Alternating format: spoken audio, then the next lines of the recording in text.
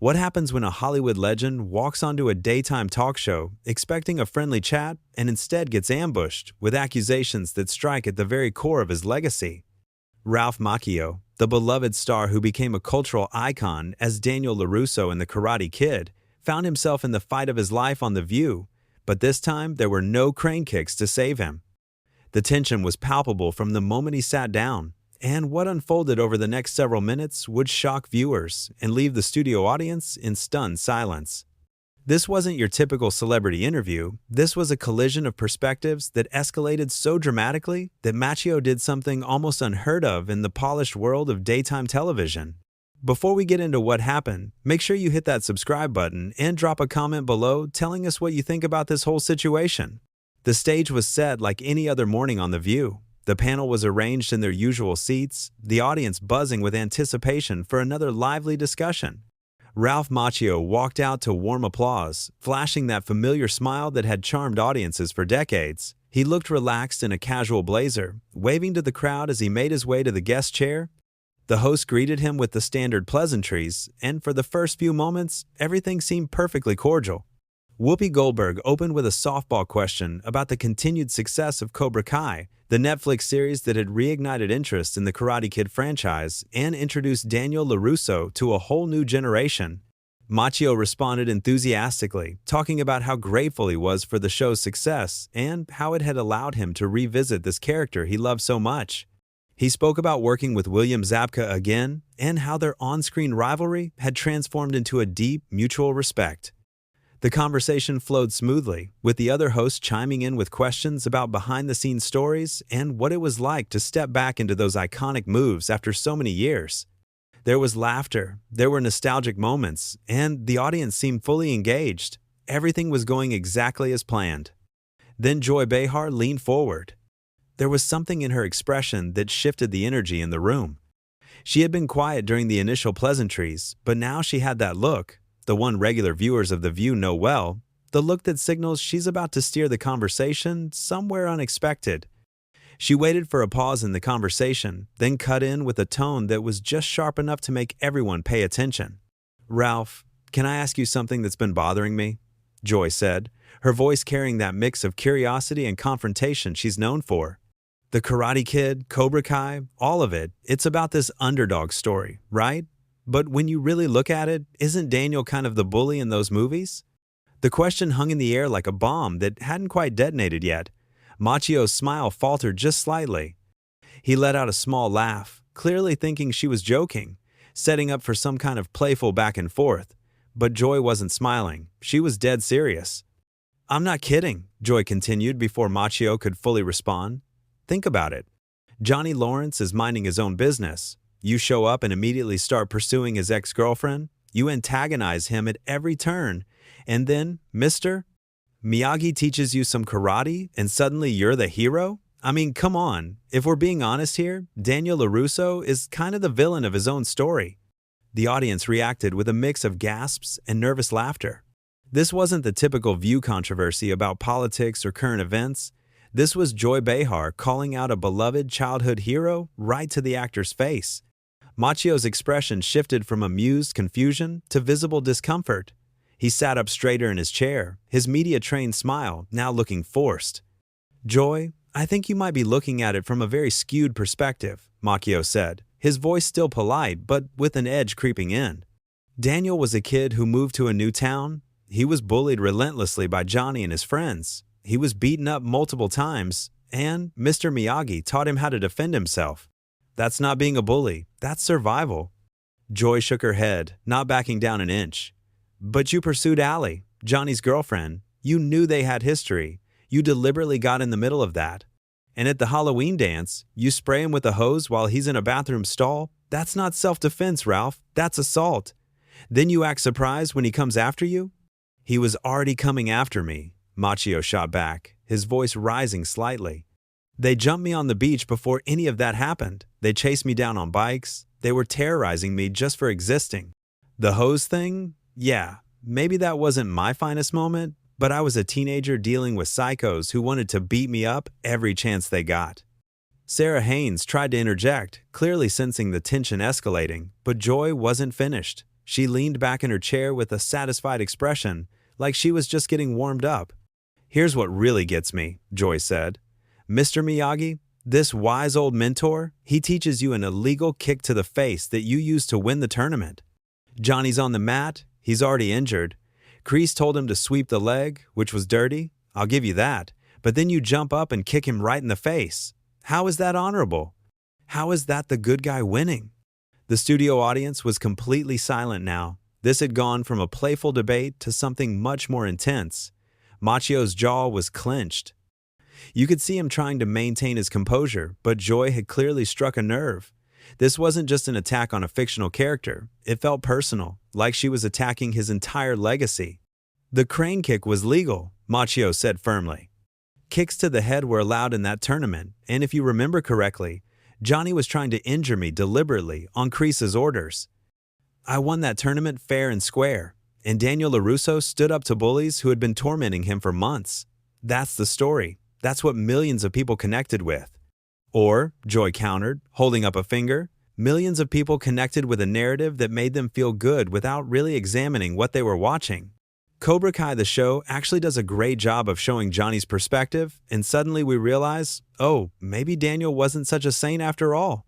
The show literally built its entire premise on the idea that there are two sides to every story, and from Johnny's side, you're the antagonist. Whoopi tried again to redirect the conversation, mentioning something about how both characters had flaws, and that's what made the story compelling. But Macchio was locked in on Joy now. His face had gone from TV-friendly to genuinely upset. His hands were gripping the armrests of his chair. "Joy, with all due respect, you're completely missing the point of the story," Macchio said, his voice tight. "Daniel was alone. He had no father. He moved across the country, and he was targeted by a group of kids who had been trained to show no mercy. Everything he did was in response to their aggression. And yeah, Cobra Kai explores Johnny's perspective, and that's great storytelling, but it doesn't rewrite history. Daniel was the victim who learned to stand up for himself." Joy leaned forward again, her voice getting sharper. "But that's just it.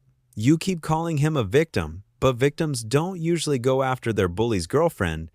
Victims don't escalate conflicts. Victims don't humiliate people and then act shocked when there are consequences. I'm just saying, if Daniel LaRusso walked into my life acting the way he did in that movie, I'd think he was a manipulative little troublemaker." That was the line. You could see it in Macchio's face, the moment where the professional mask completely slipped. His cheeks flushed red, and he looked around at the other hosts as if appealing for someone, anyone, to step in and shut this down. Sunny Hostin opened her mouth to say something, but Macchio was already responding. "You know what, Joy? Maybe you should actually watch the movie again," Macchio said, his tone now openly hostile. "Because it sounds like you've constructed this whole revisionist narrative in your head that has nothing to do with what actually happens on screen. Daniel didn't ask to be bullied. He didn't ask to be attacked, and he certainly didn't deserve what those guys put him through. I've seen it plenty of times," Joy fired back. "And every time I watch it, I see a kid who inserts himself into drama, makes bad choices, and then gets bailed out by a magical old man who teaches him kung fu. It's a fantasy, Ralph, and maybe it's time we stop pretending it's some profound underdog story." The audience was shifting uncomfortably in their seats. This had gone way beyond a playful debate about a movie. This was personal now, and everyone could feel it. Macchio stood up slightly from his chair, not fully rising, but enough that it signaled he was seriously considering walking off the set. His publicist, sitting just off stage, had her phone out and was frantically typing, probably trying to figure out how to do damage control on what was quickly becoming a public relations disaster. The other hosts exchanged worried glances, clearly unsure whether to let this play out or try to forcibly change the subject. But Joy Behar wasn't done, and neither was Ralph Macchio. "It's not a fantasy, Joy. It's a story about resilience," Macchio said, his voice shaking slightly with emotion. "It's about a kid who refuses to be broken by people who want to hurt him. And for you to sit here and twist that into something ugly, to call Daniel a bully, that's not just wrong, it's offensive to everyone who saw themselves in that character." Joy crossed her arms, her expression hardening. "Oh, so now I'm offensive for pointing out uncomfortable truths? Look, I'm not saying you didn't make a great movie. I'm not saying people didn't connect with it. I'm saying that if we're going to celebrate Cobra Kai for adding nuance and showing Johnny's perspective, then we also have to admit that maybe the original story wasn't as black and white as we thought. Maybe Daniel wasn't the perfect hero we made him out to be. Alyssa Farah Griffin finally managed to jump in, her voice diplomatic but urgent. I think what's interesting here is that both characters have complexity, and that's what makes the story endure. Ralph, you've played Daniel for decades now. How do you reconcile the different interpretations people have? It was a lifeline, an opportunity for Macchio to step back from the confrontation and give a measured response that could smooth things over. But he was too fired up now, too invested in defending not just the character, but his own legacy. He turned to Alyssa, but his words were still directed at Joy. "There's nothing to reconcile," Macchio said sharply. "The interpretation that Daniel is somehow the bad guy is just contrarianism for the sake of being contrarian. It's people on the internet trying to be edgy by taking a beloved story and flipping it on its head. And honestly, I expected better than that from this show. I came here to talk about Cobra Kai, about how we're bringing these characters back and exploring them in new ways, and instead I'm getting ambushed with this ridiculous hot take that Daniel LaRusso is a villain." The word ambushed hit like a slap. Joy's eyebrows shot up and she let out a short, sharp laugh that had zero humor in it. Ambushed? You think you're being ambushed because I asked you a legitimate question about your character? Ralph, this is The View. We ask tough questions here. We challenge narratives. That's literally what this show does. If you can't handle someone having a different perspective on a 40-year-old movie, maybe you shouldn't be doing press. That did it. Macchio's face went from red to almost purple. He stood up fully now, reaching down to unclip the microphone from his lapel. The audience gasped collectively, a sound of shock and disbelief that rippled through the studio. Whoopi Goldberg immediately held up her hands, her voice firm and authoritative. Okay, let's everybody just take a breath here," Whoopi said, looking between Joy and Ralph with an expression that clearly said this had gone too far. "Ralph, come on, sit back down. Let's talk this through." But Macchio was already fumbling with the mic pack clipped to his belt. His hands were shaking slightly, whether from anger or adrenaline, or both. "No, I don't think I will," he said, his voice strained. "I've been in this industry for over 40 years. I've done hundreds of interviews, and I've never once been disrespected like this. I came here in good faith to have a conversation, and what I got was an attack disguised as a discussion." Joy threw her hands up in exasperation. "Oh, please, you're acting like I called you a terrible person. I made an argument about a fictional character in a movie." "If that's an attack, then you need thicker skin, Ralph." "It's not about thick skin," Macchio shot back, finally getting the mic pack free and setting it down on the chair. "It's about basic respect. You don't invite someone onto your show just to tear down something they created, something that means a lot to them and to millions of other people. That's not journalism. That's just mean-spirited." Sunny Hostin tried to interject with something conciliatory, but the conversation had become a runaway train. Joy leaned forward in her chair, her voice rising to match Macchio's intensity. "You know what? Maybe you're right. Maybe I am being mean-spirited," Joy said, her tone dripping with sarcasm. "Or maybe, just maybe, you've spent so long living in this bubble where everyone tells you how wonderful the Karate Kid is that you can't handle anyone questioning it. God forbid someone points out that your precious character might have some flaws." "Every character has flaws," Macchio said, his voice going quiet but somehow more cutting because of it. "That's not the issue, Joy, and you know it. The issue is that you're not interested in a real conversation. You're interested in being provocative, in getting a reaction, and congratulations, you got one. I hope it was worth it." The studio was absolutely silent except for the sound of Macchio's footsteps as he started walking toward the edge of the set. The cameras followed him, unsure whether to cut away or keep rolling. This was unprecedented territory for The View. Sure, there had been heated debates before, arguments between the hosts themselves that got intense, but a guest actually walking off in the middle of an interview? That almost never happened. Whoopi stood up from her chair, calling after him. "Ralph, come on now, don't leave like this. We can work this out." Macchio paused at the edge of the set, turning back to face the panel. For a moment, it looked like he might reconsider, might come back and sit down and try to salvage the interview. But then Joy, who apparently couldn't help herself, spoke up one more time. Running away, just like Daniel ran away from his problems until Mr. Miyagi solved them for him? Joy said, and there was just enough of a smirk on her face that it was clear she knew exactly what she was doing. Maccio's expression went from upset to something colder, more controlled. He looked at Joy for a long moment, then shook his head slowly. You know what the real difference between Daniel LaRusso and me is, Joy? Daniel kept trying to make peace with people who wanted to hurt him. I'm smarter than that. Good luck with the rest of your show. And with that, he walked off the set completely. The audience sat in stunned silence, not sure if they should applaud or gasp or just sit there in shock. The hosts looked at each other with expressions ranging from concern to irritation to barely concealed satisfaction. Joy sat back in her chair, crossing her arms with a look that suggested she felt vindicated rather than apologetic. Whoopi tried to bring things back under control, turning to the camera with a forced smile. Well, that was certainly something. We're going to take a quick break, and when we come back, we'll continue our discussion about legacy and how we interpret the stories that shaped us. The show cut to commercial, but backstage, the real drama was just beginning. Macchio was in heated conversation with his publicist, his voice carrying down the hallway as he expressed his fury over what had just happened.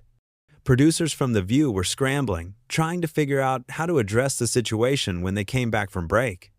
Joy, meanwhile, seemed completely unbothered, sipping her coffee and chatting with Sunny as if nothing unusual had occurred. When the show returned from commercial, Whoopi addressed what had happened with carefully chosen words. She acknowledged that the conversation had become more heated than intended, that sometimes discussions about beloved cultural touchstones can bring out strong emotions in people, and that they respected Ralph Macchio even if there had been a disagreement about interpretation. It was diplomatic, professional, the kind of statement designed to smooth over controversy without really taking a side. But Joy wasn't quite ready to let it go. When Whoopi finished her measured response and tried to move on to the next segment, Joy jumped back in with her own thoughts on what had just transpired. Look, I'm sorry if Ralph felt attacked. That wasn't my intention, Joy said, though her tone suggested the apology was somewhat perfunctory. But I also think it's important that we be able to have these conversations without people storming off. If you put yourself out there as a public figure, if you're promoting a show that literally built its premise on re-examining these characters, then you should be able to handle someone offering a different perspective. Sarah Haynes, who had been mostly quiet during the confrontation, finally spoke up with clear frustration in her voice. But Joy, there's a difference between offering a perspective and being deliberately provocative. You had to know that calling Daniel LaRusso a bully to Ralph Macchio's face was going to upset him. That's not just asking a tough question, that's pushing buttons. So we're supposed to just softball everyone who comes on this show? Joy fired back. We're supposed to just smile and nod and tell every guest how wonderful they are? That's not what this show is about, Sarah, and you know it. But Joy held her ground, insisting that she had done nothing wrong, that Macchio had overreacted, and that the real issue was that people were too sensitive about their nostalgia. We put these movies on a pedestal and we don't want anyone to question them, Joy said. The argument among the hosts continued for several more minutes, with each person on the panel offering their take on what had gone wrong and who bore responsibility for the interview falling apart so spectacularly. Whoopi kept trying to moderate, to bring the discussion back to a place of productive conversation, but the dynamics had shifted. What had started as Ralph Macchio versus Joy Behar had now become a broader debate about the purpose and tone of The View itself, about where the line was between holding guests accountable and simply being combative for the sake of ratings. Alyssa made a point that seemed to resonate with part of the audience. I think we have to ask ourselves what we're trying to accomplish in these interviews, she said. Are we trying to have meaningful conversations that challenge people and make them think? Or are we trying to create viral moments? Because what just happened, that's going to be all over social media in about 5 minutes, and I'm not sure that's something we should be proud of. Joy rolled her eyes at that, her impatience visible. Everything is a viral moment now, Alyssa. That's the world we live in. And you know what? Maybe this conversation needed to happen. Maybe people need to stop treating the Karate Kid like it's some sacred text that can't be questioned. I stand by everything I said. Daniel LaRusso, as a character, does some questionable things in that movie, and if Ralph Macchio can't separate himself from the character enough to discuss that objectively, that's his problem, not mine. Sunny shook her head, her voice measured but firm. But that's just it. Joy, you weren't inviting an objective discussion, You were making declarations. You told him his character was a bully. You told him the crane kick was dishonorable. You dismissed the entire premise of the story as a fantasy. That's not starting a conversation. That's starting an argument. Good, Joy said without hesitation. Arguments are interesting. Arguments get people thinking. Polite conversations where everyone agrees don't change minds or challenge perspectives. I'd rather have a guest storm off because I asked them something real than have them sit there and give me the same rehearsed answers they've given 100 times before. The audience was divided in their reaction. Some applauded Joy's defiance, appreciating her refusal to back down or apologize for asking tough questions. Others looked uncomfortable, clearly feeling that she had crossed a line from provocative to disrespectful. The split in the studio audience mirrored what was already beginning to play out on social media, where clips of the confrontation were spreading rapidly and people were taking sides with the kind of intensity that only nostalgia and childhood memories can inspire. Whoopi, sensing that this internal debate could go on indefinitely and that they still had a show to get through, made an executive decision to move forward. All right, we've all said our piece on this, and I think we're going to have to agree to disagree about how it went down. What I will say is this. We invited Ralph Macchio here because we respect his work and we wanted to talk about Cobra Kai, which is a show that a lot of people love. Things got heated, and that happens sometimes. We're going to take another break, and when we come back, we're going to talk about something completely different because I think we all need to move on from this. But moving on proved difficult because even as they transitioned to other topics for the rest of the show, the energy had been fundamentally altered. The hosts seemed distracted, their usual chemistry slightly off-kilter. Joy in particular seemed energized rather than chastened, jumping into subsequent discussions with even more vigor than usual, as if the confrontation with Macchio had fired her up rather than made her reflective. Every few minutes, she would make small references back to what had happened, little comments about sensitivity and nostalgia and the importance of critical thinking that made it clear she was still processing the encounter and felt absolutely justified in her approach. During another commercial break, someone from the production team approached Joy with what appeared to be a tablet, probably showing her the social media reaction that was already exploding online. Joy looked at it, scrolled through a few comments, then handed it back with a shrug that suggested she was unfazed by whatever criticism was coming her way.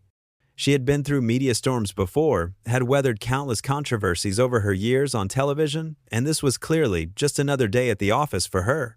Meanwhile, backstage, Ralph Macchio had not left the building immediately, as one might have expected. Instead, he was in a private room with his publicist and a producer from The View, having what appeared to be an intense conversation. Through the partially open door, crew members could hear fragments of the discussion. Macchio was still upset, his voice raised at points, talking about how he had been set up, how Joy had clearly come into the interview with an agenda, how this wasn't journalism but ambush television designed to humiliate guests for entertainment value. The producer, to their credit, seemed to be trying to find some middle ground, acknowledging that perhaps the conversation had gotten more confrontational than intended, while also gently suggesting that walking off had not been the best response. Macchio wasn't having it. He pointed out that he had tried multiple times to engage with Joy's points in good faith, that he had defended his character and the story with legitimate arguments, and that at a certain point, it had become clear that she wasn't interested in a real exchange of ideas, but rather in proving her predetermined point, regardless of what he said. His publicist was focused on damage control, already drafting a statement in her head about how to frame this incident when the press inevitably came calling. She knew that by the end of the day, every entertainment outlet would be running stories about this, that clips would be analyzed and reanalyzed, that think pieces would be written about everything from the legacy of the Karate Kid to the culture of daytime talk shows. Her job was to make sure that when Ralph's name came up in those stories, he came across as the reasonable party who had been pushed too far rather than as a temperamental actor who couldn't handle criticism. Back on set, as the show wound toward its conclusion, Whoopi made one final reference to the incident, addressing the audience directly with the kind of wisdom that had made her the show's anchor for so many years. Look, we've had a lot of shows over the years, and we've had a lot of different kinds of conversations. Some of them go smoothly, some of them get bumpy, and today we hit a really big bump. But that's okay. That's part of what this show is. We don't all agree. We're not always going to handle things the same way, and sometimes our guests aren't going to be happy with the direction things go. What matters is that we keep showing up, we keep having these conversations, and we keep being honest about what we think and feel. It was a diplomatic close, one that acknowledged the controversy without assigning blame, that framed the incident as part of the messy reality of live television and unscripted conversation.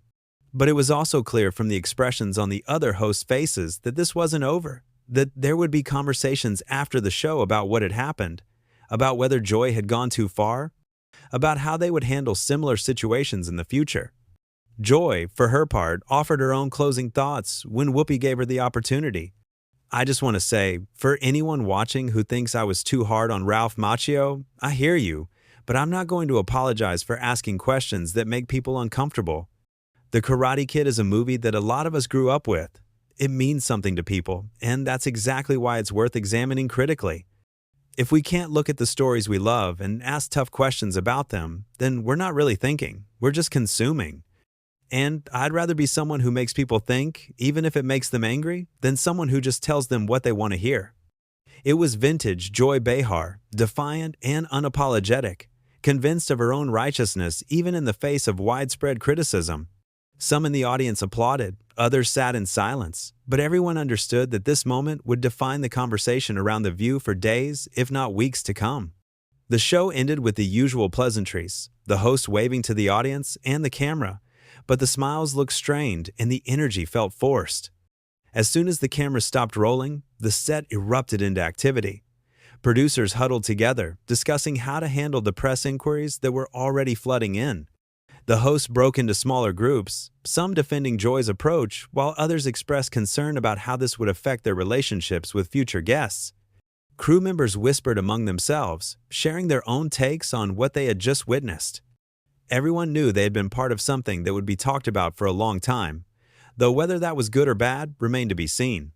Ralph Macchio finally left the building about 30 minutes after the show ended, walking quickly to his car with his publicist at his side, running interference with the few photographers who had already caught wind of the incident and shown up hoping to get a shot of him looking upset.